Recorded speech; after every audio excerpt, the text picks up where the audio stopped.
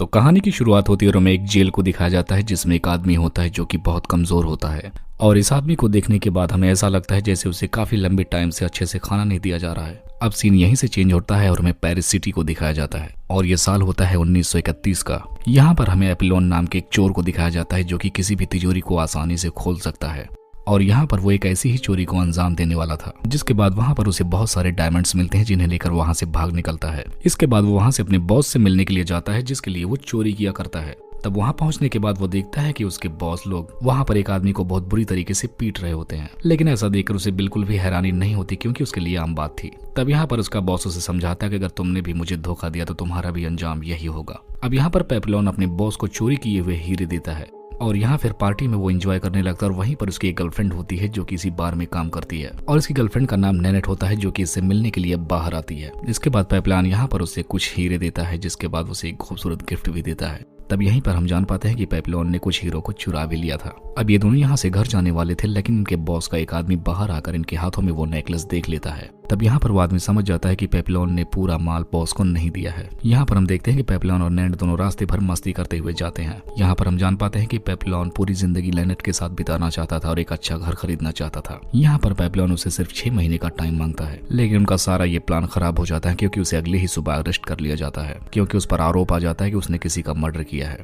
असल में यहाँ पर हमें पता चलता है कि जब पेप्लोन अपने बॉस के पास जाता है और वहाँ पर वो जिस आदमी को मार रहे होते हैं उसी आदमी के मौत के इल्जाम में ये फंस जाता है क्योंकि पेप्लोन को भी उस जगह पर देखा गया था और पुलिस को लगता है कि शायद वही खूनी है, लेकिन यहाँ पर उसके बॉस ने उसे इस मर्डर में फंसा दिया है। अब यहीं से पेप्लोन की दुख भरी जिंदगी की शुरुआत हो जाती है। यहाँ पर उसकी गर्लफ्रेंड भी उसे छुड़ाने का काफी प्रयास करती है, लेकिन पेप्लोन उसे कुछ भी करने से मना कर देता है क्योंकि उसे पता है कि उसकी गर्लफ्रेंड की कोई भी अपील उसके कोई काम नहीं आएगी और इससे अच्छा वो यहाँ से भागने के लिए कोशिश करे और शायद वो इस काम में सफल भी हो जाए, लेकिन उसे ये नहीं पता होता कि इसमें कितना टाइम लगेगा। तो वो अपनी गर्लफ्रेंड से उसके लिए इंतजार करने के लिए मना कर देता है। अब अगले दिन उसे बहुत सारे कैदियों के साथ एक अलग जेल में भेजा जा रहा होता है और यहाँ पर इसे जिस जेल में भेजा जा रहा था वो जेल बहुत ही सख्त और बहुत ही सिक्योर तरह की होती है और जेल से आज तक कोई भी भाग भी नहीं पाया था। और इस यात्रा में उसे जिलोट नाम का आदमी भी मिलता है। तब यहाँ पर उसे एक लुइस नाम के आदमी के बारे में इन्फॉर्म करता है।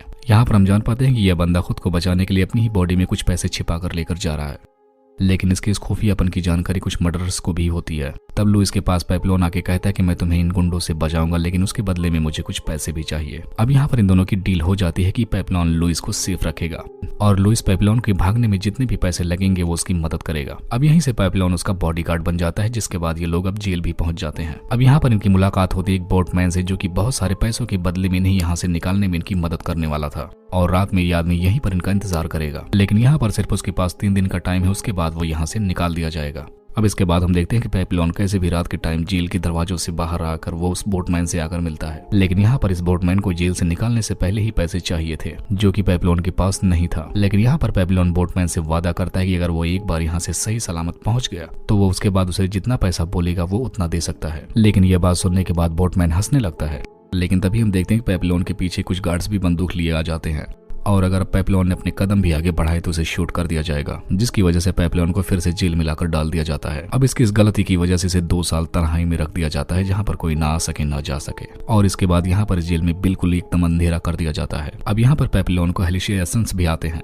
यहाँ पर उसका वहम इतना तेज हो जाता है कि उसे अपनी गर्लफ्रेंड और लुइस सब लोग वहीं आसपास देखने लगते हैं और इसके साथ साथ वो वहाँ पर बार बार तिजोरी भी खोलने लगता है। अब हम देखते हैं कि कुछ टाइम बाद उसकी हालत बहुत ज्यादा खराब हो जाती है और अब वो लगभग एकदम मरने वाला था, जिसके बाद अब इसको तुरंत हॉस्पिटल लेकर जाया जाता है। अब इसके बाद हम फिर से लुइस को देखते हैं जो कि वार्डन का हेल्पर होता है और यहाँ पे वो सारे उसके इन्फॉर्मेशन की एंट्री करता है। अब इसके बाद वो हॉस्पिटल में पेप्लोन से मिलने के लिए जाता है और यहाँ पर वो पेप्लोन से माफी भी मांगता है क्योंकि उसकी ही वजह से उसे यहाँ पर इतना सब कुछ सहना पड़ा था। यहाँ पर लुइस को लगता है कि पेप्लोन पूरी तरीके से पागल हो चुका है, लेकिन ऐसा नहीं था, वो सिर्फ पागल होने का नाटक कर रहा था। जिसके बाद अब पेप्लोन और लुइस दोनों फिर से यहाँ से भागने का प्लान बनाते हैं। अब ये लोग अगली बार भागने के लिए अपने साथ 2 आदमी और ज्वाइन कर लेते हैं। अब लुइस के पास जितना भी बचा पैसा था तो उसमें से एक आदमी उन पैसों से एक बोट खरीद लेता है और उस बोट से वो लोग वहां से भागने का प्लान बनाते हैं। अब इसके बाद ये 4 लोग गार्ड्स को चकमा देते हुए जंगल की तरफ भाग जाते हैं, जिसके बाद ये लोग अब जंगल से होते हुए समुद्र समंदर के किनारे पहुंच जाते हैं, लेकिन इनकी बोट भी टूटने वाली थी और ये लोग इसी बोट से आगे बढ़ रहे थे। और तभी यहाँ पर बहुत जोर का तूफान आ जाता है और बहुत तेजी के साथ बारिश भी होने लगती है, और जिसके बाद इन्हें समझ में आ जाता है कि ये बोट इन चारों का बोझ नहीं उठा पाएगी। तब यहाँ पर सेलियर लुइस को मारने की कोशिश करता है, लेकिन यहाँ पर पेपिलोन सेलियर को रोकता है। तब सेलियर उसे भी मारने लगता है। तब यहाँ पर आखिरकार लुइस चाकू से सेलियर को मार देता है, जिसके बाद ये लोग उसकी बॉडी को समंदर में फेंक देते हैं। और इतनी तूफान तेज होने की वजह से ये लोग समंदर में भटक जाते हैं और ये लोग यहीं पर बेहोश हो जाते हैं।